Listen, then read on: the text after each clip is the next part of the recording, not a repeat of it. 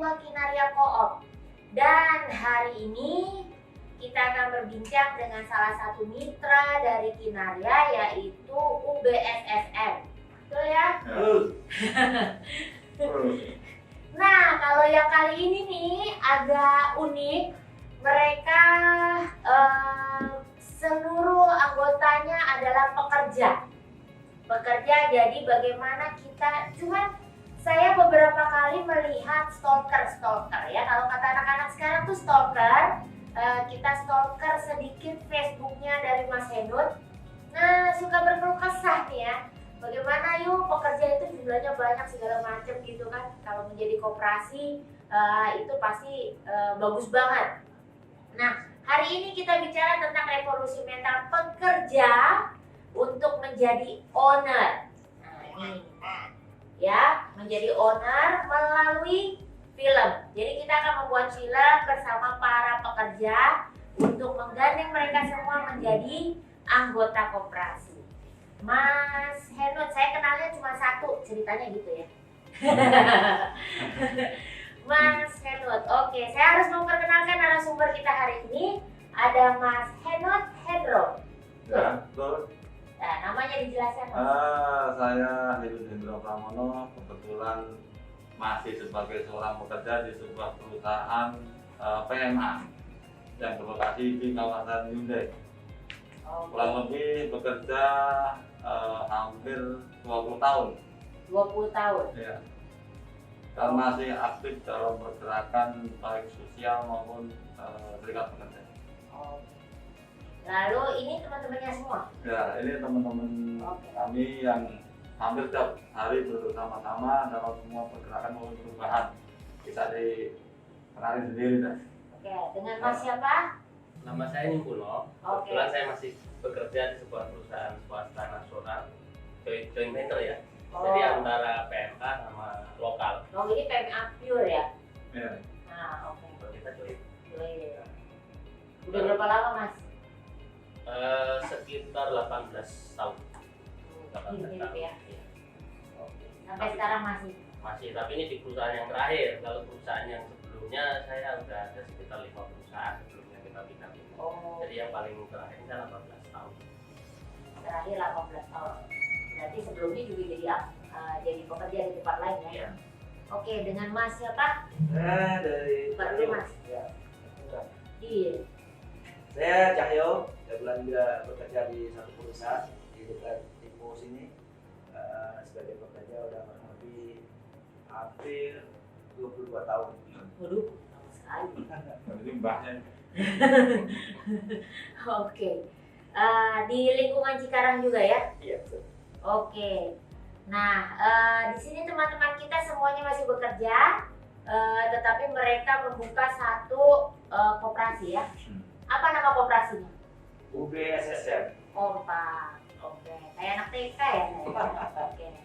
UBSSM. Apa itu singkatannya? Usaha bersama sosial sejahtera masyarakat. Oh. Balik. Oke. Sejahtera sosial masyarakat. Gak lulus. Gak lulus ya. Nah, kalau boleh tahu unit bisnisnya apa ya? Saat ini yang sedang kita jalankan baru retail. Retail. Ya, retail dan rencana memang merambah ke banyak hal. Kenapa? Karena apapun yang kita butuhkan itu sebenarnya bisa kita lakukan semua, termasuk klinik rumah sakit, kemudian perbankan, ataupun yang lainnya. Yang jelas permasalahan kita sama, kebutuhan kita sama, yang sebenarnya itu bisa kita lakukan bersama-sama. Jadi nanti akan banyak yang bisa kita kerjakan, termasuk yang paling dekat ini kami segera membuka kemarin yang telah dilihat Pak Iwan itu Cafe Resto. Yang di situ nanti termasuk bagaimana tempat tersebut bukan hanya semacam untuk orang jajan nongkrong, enggak, tapi di situ menjadi tempat edukasi bersama juga. Mudah-mudahan nanti minta doanya bisa segera realisasi. Amin. Nah, ini dari tadi saya pakai gitu ya, enak juga menyangga leher. Ini salah satu produknya mereka. ya, Hmm. dijual di minimarketnya mereka yang namanya Walker Mart. Walker Mart. Nah, kita akan bikin film bareng nanti dengan Walker Mart. Ini salah satu, ini salah 2, salah 3, salah 4, dan salah yang banyak ada di tempat mereka. Lokasinya nggak jauh dari Mega Regency, atau memang di Mega Regency ya? Hmm. Ya, Memang di Mega Regency, antara Mega Regency sama KSP. Keren sih, lucu dan enak untuk dipakai. Kemarin juga diberikan kepada Ibu Christine ya katanya. Nah, Ibu Christine udah jualan ke Prancis, promo. Ini teman-teman di Prancis katanya pada suka. Hore. Nah, aku mau nanya dong, Hmm. kan masih bekerja ya? Katanya apa namanya, selama pandemi ini banyak sekali yang terjadi yang menimpa teman-teman pekerja. Hmm. Apakah ada yang terdampak PHK? Banyak sekali. Banyak sekali. Di pandemi ini banyak sekali yang terjadi perubahan di sektor industri. Nah, itu pengaruhnya sangat hebat, terutama tentang yang menyangkut langsung tentang pekerja. Itu terjadi tentang PHK. PHK udah nggak tahu malu. Di kantornya Mas Eko terjadi juga? Kebetulan di kita enggak, hanya percepatan saja kontraknya. Ya PHK juga sih. Percepatan kontrak. Iya, jadi misalnya kontraknya masih sisa setahun gitu ya, itu dipercepat dengan Sekarang ya, sama dipercepat. juga atuh PHK. Iya, tapi dibayar langsung kontraknya setahun. Oh. Jadi misalnya mereka udah terlanjur kontraknya panjang gitu, karena kondisi akhirnya dipercepat, tapi sisa kontraknya dibayarin semua. Jadi sisa kontraknya itu yang beruntung. Itu yang beruntung, tapi nggak semua begitu Nggak berarti. semua. Karena di perusahaan-perusahaan yang lain bahkan ada yang dia dirumahkan nggak digaji. Bahkan yang masuk kerja pun ada yang hanya digaji setengah, seperti itu. Yang masuk kerja digaji setengah, Iya. ada. Ada. Oh. Itu di perusahaan-perusahaan yang lain, di kita nggak ada. Mungkin teman-teman bisa nambahin dampak sekarang pandemi seperti apa. Ya. Kalau secara rasio saja ya, secara rasio. Saya bicara Bekasi ya. Untuk Bekasi ini kan ada sekitar 5.000-an perusahaan. Dan rata-rata perusahaan itu rata-rata ya, minimal 30% itu kontrak. Minimal. Karyawan. Karyawannya rata-rata menggunakan sekitar 30% kontrak. Ya dihitung rata-rata aja kalau misalnya dikalikan 5.000 perusahaan, ini hanya rasio ya, saya bilang hanya rasio. Itu pasti 2.000 yang terdampak ya. Karena saat ini pasti yang kontrak itu dilepas semua. Yang kontrak lengser duluan. Karena perusahaan selalu bicara bahwa kondisi COVID ini global, masalah global. Artinya kita bisa bikin barang, kita nggak bisa jual. Kita bisa bikin barang, bisa jual, tapi barang nggak bisa masuk. Kan seperti itu. Jadi artinya semua perusahaan meringankan bebannya agar tetap bisa bertahan. Ya berharapnya pandemi cepat berakhir lah, agar semua jangan sampai itu berkelanjutan. PHK jangan sampai berkelanjutan. Ada tambahan Mas? Ya kondisi saat ini kan bukan hanya PHK juga ya, sebenarnya dampak lain juga terjadi seperti itu.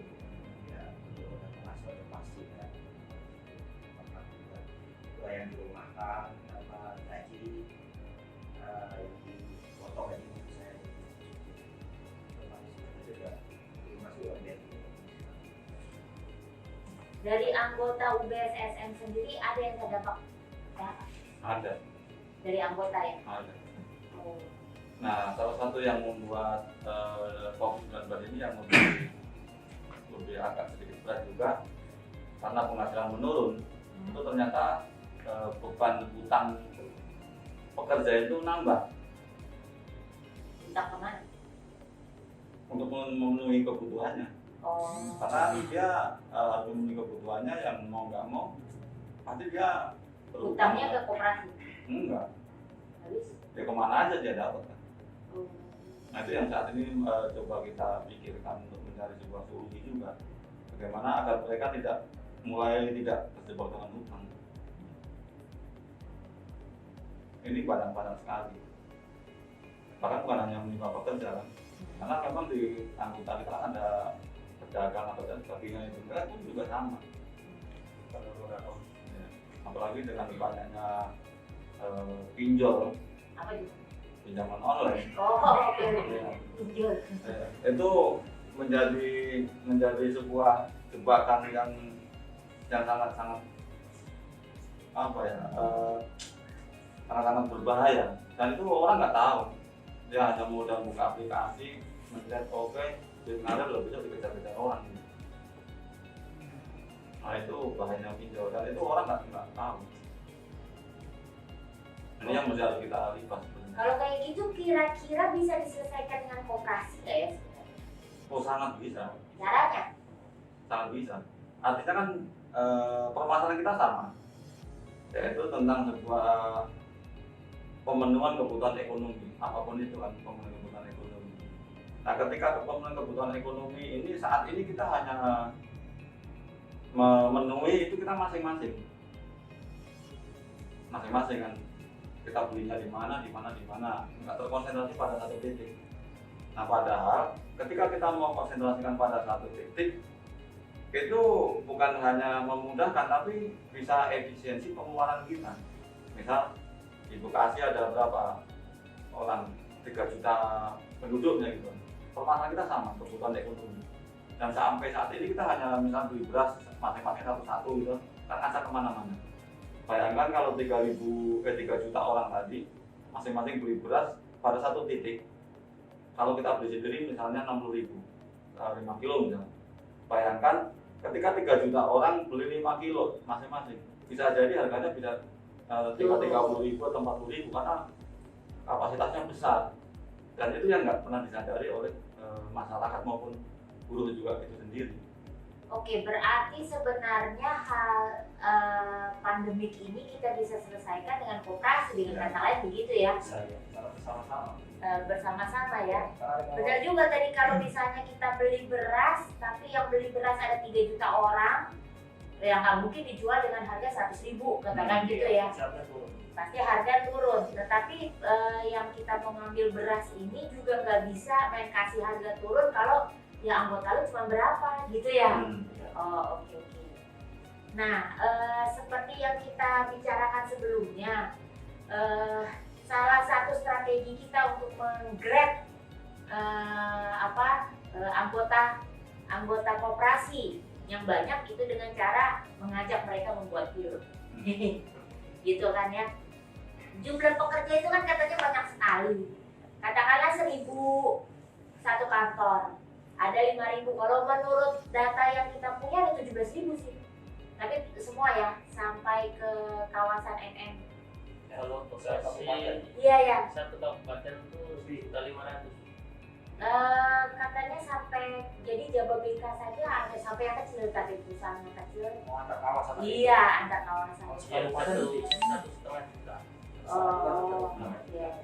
Nah, anggaplah itu kan berarti kan banyak sekali gitu ya. Bagaimana kalau kita bikin film ini urunan 10.000, 100.000 katakan gitu. Tetapi film ini menjadi milik kita semua. Kan jadi teman-teman yang tadinya akhirnya kena PHK bisa mendapatkan pekerjaan lagi kan di dalam film. Tadinya kan begitu kan pemikirannya. Mungkin nggak sih itu terjadi? Sangat mungkin benar. Tetapi itu tadi tentang pemahaman ini yang kita agak sulit. Tetapi Yang paling berat yang berarti paling berat adalah memberikan pemahaman. Tetapi itu sebenarnya bukan sesuatu yang menjadi halangan kita. Itu tantangan kita yang harus kita lewati. Kalau menurut saya. berarti revolusi mental pekerja itu ya. Yang tadinya dia hanya senang menjadi pekerja, yuk mulai nabung di koperasi gitu ya. Ya kan? Yuk mulai nabung, mumpung masih bekerja, ya kan uang 100.000 misalnya tidak terlalu besar lah, katakan gitu. Kalian kalau nggak salah 100.000 ya bulanan ya? 50. Oh 50.000. Kalau kinarnya 10.000. Tapi kecil lagi. Nah bicara tentang film nih ya, kalau kita nonton film di channel-channel TV berbayar, itu kadang-kadang memunculkan ide ceritanya adalah apa impian dari pekerja. Jadi dia masih bekerja tetapi dia mempunyai impian menjadi apa gitu. Apakah hal itu kita bisa angkat juga untuk kita buat film bersama? Bisa aja sih. Yang paling menarik apa sih? Yang paling yang Walker is Wonder itu keren ya. Apa? Walker Saat is ini Wonder keren. impian kita, Impiannya. impian kita yang anggota USSM ini juga masih dianggap sebelah mata ya teman-teman yang lain. Bahwa kita nanti satu saat kita akan menjadi satu pemilik dari satu perusahaan. Kita sebagai pemilik. Berarti mereka lebih bangga menjadi guru forever gitu. Saat ini. Mungkin.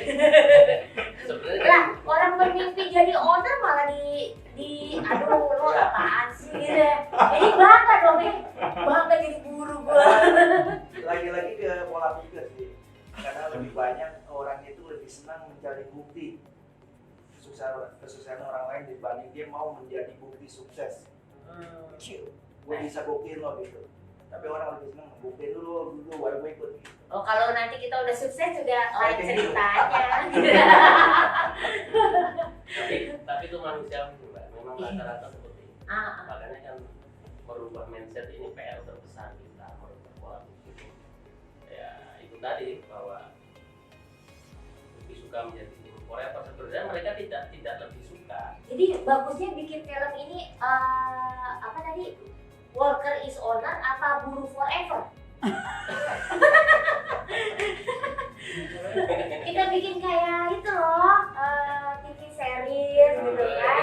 Kalau mau lebih ekstrim ada sih dulu Apa? merebut saham perusahaan. Itu kayaknya serem nanti bagusnya kita nggak dapat sponsor nih sekarang.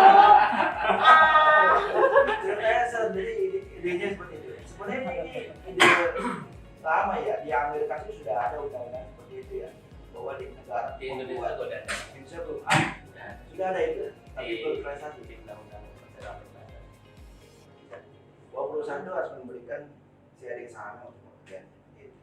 Oh. Itu harus bisa. Tapi ya inilah event jalan kita di USM, bagaimana kita menciptakan perusahaan sendiri nantinya.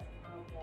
Ya. Dengan minimarket itu ya. Yang market itu. Oh. Untuk siapa? Untuk anak-anak kita nanti, bukan untuk kita. Karena kita Ya syukur-syukur kita juga biar mati. masa kita mati dulu. Ya sih. Karena banyak yang bilang begini, apa namanya, nanti dinikmati anak cucu Iya, gitu kan. biasa kan gitu. Oh, oh. Filosofi ada sih. Padahal di dalam hati pengen juga Pengen sih juga. gue nikmatin juga. Ya. Tapi memang itu menjadi hal yang sangat krusial ya, yang harus kita bangun. Kenapa? Kita bisa lihat bahwa perkembangan industri ini ada dua, perkembangan industri manufaktur dan perkembangan industri keuangan. Di mana perubahan industri manufaktur ini mulai beralihnya tenaga manusia ke robotisasi dan digitalisasi. Kemudian di industri keuangan yang tadinya pembayaran langsung sekarang semua melalui aplikasi. Nah artinya di situ yang mempunyai peranan pengendalian kehidupan itu ada segelintir orang yang mempunyai modal besar. Jadi kita nanti hanya akan menjadi pion-pion saja kan. Ini bisa kita lihat. Sekarang nyari kerja aja udah setengah mati susahnya. Untuk menjadi karyawan permanen itu udah nyaris hilang. Kenyataan di lapangan ya. Iya. Kemudian status kerja udah nggak karu-karuan. Ini sekarang bayangkan bagaimana ketika nanti anak-anak kita besar di saat mereka masuk dunia kerja apa yang dihadapi? Yang dihadapi oleh mereka jelas robotisasi, digitalisasi, tenaga kerja asing, kemudian sistem kerja yang udah nggak ada belum bahkan sekelas pejabat tinggi sekalipun itu mereka nggak berpikir ke sana. Partai politik pun nggak berpikir ke sana. Nggak berpikir. Sampai hari ini saya belum menemukan. Makanya status kerja di semua perusahaan itu udah atau baru sampai hari ini. Kita hanya menunggu waktu saja. Di saat anak-anak kita nanti besar, mereka akan menjadi pion-pion yang dikendalikan oleh pemodal besar. Makanya salah satu yang mesti kita siapkan adalah kita membangun perusahaan bersama-sama untuk apa? Untuk kita serahkan kepada anak-anak kita nanti. Meskipun kita hari ini nggak mendapatkan gitu kan setidaknya kita menyerahkan perusahaan-perusahaan untuk anak-anak kita. Dan ketika mereka besar atau masuk dunia kerja, mereka sudah tahu bahwa dia akan menjalankan perusahaan yang dibangun oleh para orang tuanya tadi melalui meritokrasi. Saya beberapa kali ketemu dengan teman-teman mahasiswa ya, bahkan ada yang sarjana banyak. Di saat yang sarjana saja mereka masuk melamar kerja karena saingannya itu adalah saingannya banyak. Mereka yang digunakan untuk melamar itu adalah ijazah terendahnya, SLTA. Kenapa? Karena mereka nggak mampu lagi untuk bersaing dengan pencari Berarti kerja. mendingan sekarang tuh tamatan SLTA mendingan gitu. Iya, Lebih gampang masuk kerja gitu. bukan gampang, artinya peluang itu lebih banyak. Lapangan kerja lebih banyak. Tapi bukan menganjurkan sampai SMA pun. Nanti salah persepsi. Makanya ketika saya diskusi dengan teman-teman mahasiswa yang di sekolah, saya pernah bertanya kepada mereka, teman-teman kuliah itu biayanya nggak sedikit, biayanya mahal kan. Nah nanti di saat teman-teman masuk dunia kerja, berani menghargai berapa dirimu di saat negosiasi tentang salary di perusahaan, nyaris nggak ada. Paling mereka yang bisa jawab adalah, Anda minta gaji berapa? Ya udah saya ikut perusahaan dulu. Nanti tetap upah itu yang nentuin perusahaan. Mereka nggak punya bargaining apapun. Nah, ini akan menjadi sebuah hal yang sangat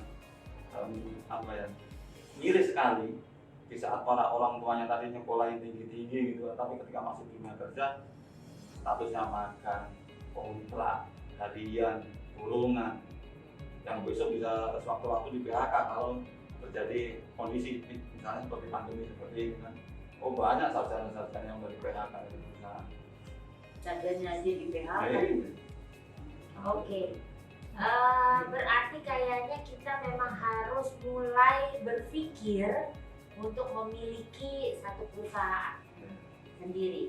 Nah, sebenarnya sama sih dengan yang dilakukan sama banyak orang atau anak muda, yaitu mendirikan startup, ya kan? Cuma ini startupnya karena kita ini kolaborasi, ya kan? Jadi kita membuat startup dengan badan hukum koperasi, betul ya? Dengan modalnya bareng-bareng, gitu ya. Nah, mungkin nanti kita bisa kita mulai minggu depan kan ya, untuk mendata siapa saja teman-teman buruh mungkin udah bosan atau teman-teman pekerja yang udah bosan bekerja atau mau ada pengalaman lain. Nah, kita bisa ikut Kinaria sama UBSSM akan membuat film, ya kan? Mendapatkan ilmu bagaimana membuat film, ya. Nanti mungkin kalau yang di sini kita akan mengadakan kelas online di kafenya Mas Henut. Boleh. Bagus kok, Boleh. keren. Gitu. Saya sudah kesana soalnya. Muat 200 orang mas. Iya, keren. Nah, kita bisa mengambil lokasi syuting di Walkermart-nya, ya kan? Mengambil lokasi syuting di situ, terus nanti ada di atasnya itu ada kafe, kita bisa makan di situ, kita bisa kopi di situ, dan kita bisa belajar bagaimana cara membuat film. Setuju ya? Setuju ya? Jadi kalau teman-teman pekerja, aduh ini masa pandemi nggak mungkin kita bisa bikin film, bisa. Karena persiapan membuat film itu lama. Kalau kita misalnya deal nih hari ini, nggak hari ini juga kemarin-kemarin udah deal. Misalnya hari ini deal, oke kita akan bikin film. Nggak akan besok langsung syuting, nggak akan. Karena ada persiapannya dulu. Nah persiapannya itu berapa lama? Minimal 6 bulan. Minimal. Nah, sama juga. Minimal itu. Jadi yuk teman-teman pekerja, terus kita ngumpul semua di sini, ada berapa juta pekerja, ada berapa juta buruh, nggak usah ngumpul, kita bisa pakai online dulu. Karena ini kelas perdana sosialisasi perdana kita. Kalau kita akan membuat film bersama, nanti setelah itu akan ada konten-konten lain bagaimana cara membuat film. Tetapi harus mendaftar dulu ke koperasi tentunya.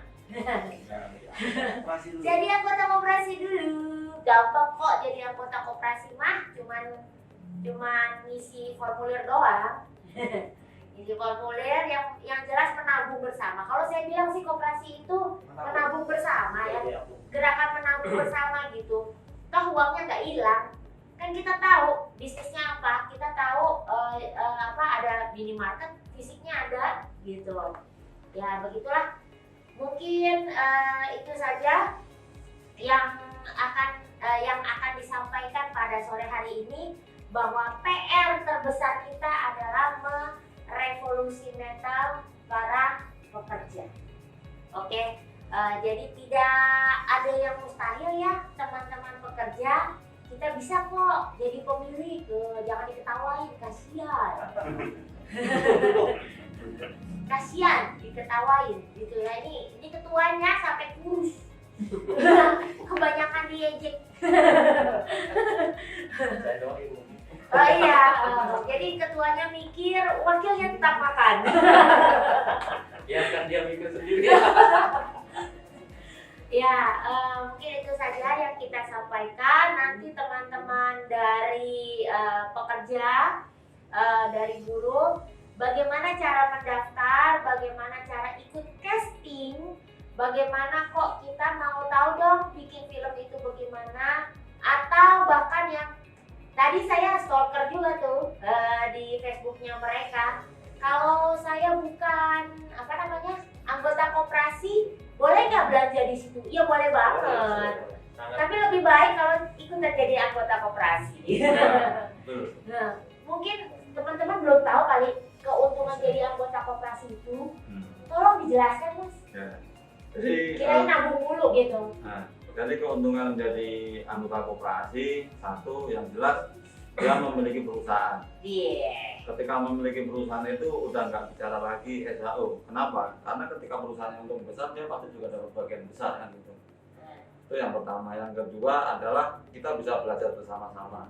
Kenapa? Dengan belajar bersama-sama kita tahu bahwa masalah kita itu sebenarnya sama. Dan itu bisa kita pecahkan bersama. Itu yang kedua. Yang ketiga, manfaat berkoperasi adalah menolong bersama. Kenapa? Yang tadinya kalau kita punya masalah sendiri harus kita tanggung sendiri, tapi di koperasi kita akan pecahkan bersama-sama. Sehingga yang tadi bebannya 100, kalau anggotanya ada 100, bebannya tinggal 1%. Jadi makin enteng. Intinya berkoperasi itu membuat kita ringan, membuat kita enteng, membuat kita mudah. Pokoknya membuat semuanya menjadi lebih nyaman deh. Kalau ketika kita mau berkoperasi secara benar dan mau memaknai koperasi secara benar. Dan ini ada tulisan inilah slogan kita dengan ada kemudahan dalam kebersamaan, itu slogan kita. Dan Kemudahan dalam kebersamaan, artinya gotong royong is the best. Oke, demikian bincang santai kita antara Kinaria dan UBSSM pada sore hari ini. Sampai ketemu dalam konten berikutnya. Dah.